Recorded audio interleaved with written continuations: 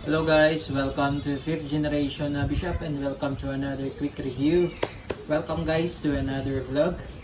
Shout out especially kay Sir John Paul.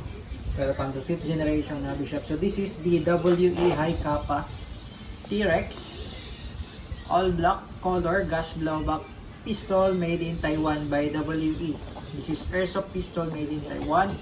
High Kappa model T-Rex 5.1 all black color.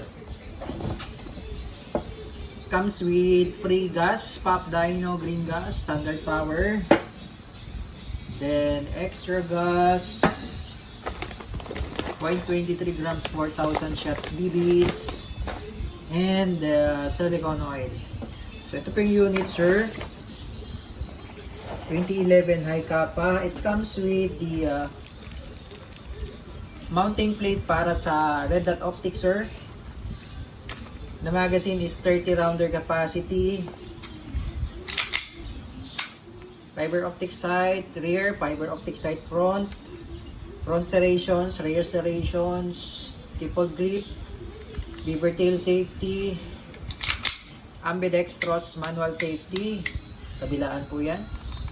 Safety off, beaver tail safety, magwell with markings, rail for flashlight. So ito yung plate. Pagka gusto nyong lagyan ng red dot optic, o pwede siyang lagyan ng red dot optic. Okay. High Kappa 5.1 T-Rex all black airsoft pistol. So lagyan natin, sir, ng gas. So sa paglo-load, sir, ng gas, inverted position, dapat nakapatiwarik yung magazine. Then 3 to 5 seconds po.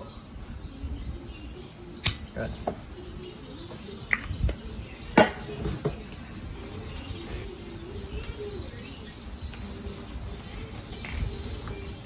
Lagyan na rin po natin ng oil yung valve.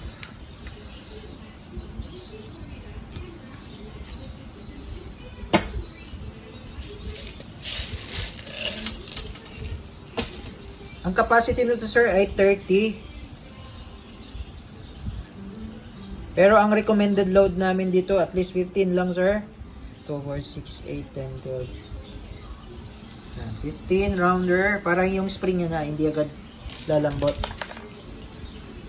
It's a semi-automatic airsoft pistol.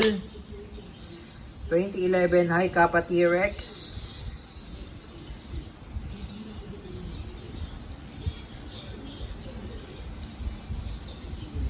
Solid.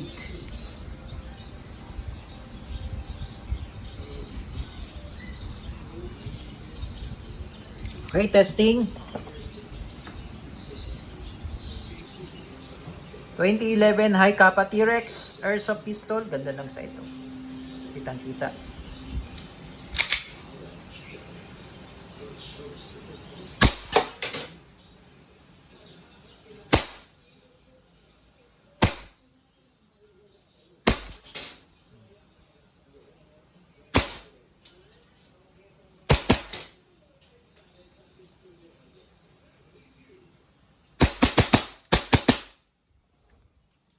Open slide, release na magazine. Minsan, sir, hindi yan mag-open slide kapag yung magazine malamig.